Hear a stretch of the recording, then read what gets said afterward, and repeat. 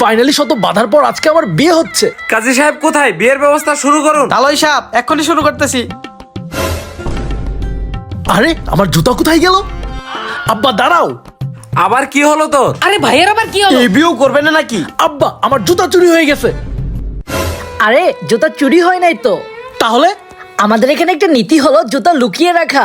হয়তোবা আমার ভাই তোমার জুতাটা লুকিয়ে রাখছে। তার মানে তোমার ভাই চোর? চুরি কেন করবে? শালাশালীরা দুলাভাইয়ের জুতা লুকিয়ে রাখতেই পারে। এই যে দুলাভাই আপনার জুতা।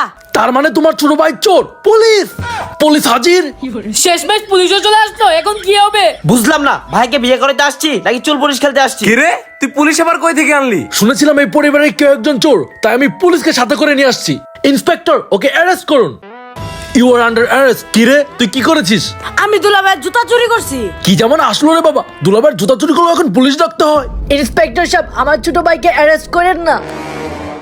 ইন্সপেক্টর সাহেব আমার ছোট ভাইরে ধরে না, ধরে না। তার মানে তুমি আর তোমার বড় ভাই এই চুরির সাথে জড়িত? ইন্সপেক্টর সাহেব আমার হবু বউ আর ওর ভাই দুজনেই জুতা চুরির সাথে জড়িত, ওদেরকেও ধরে নিয়ে যান। হয়েছে, এই পোলার বিয়ে আর জীবনে হইতো না। গেছে। আসলেই ভাইয়ের বিয়ে গেছে।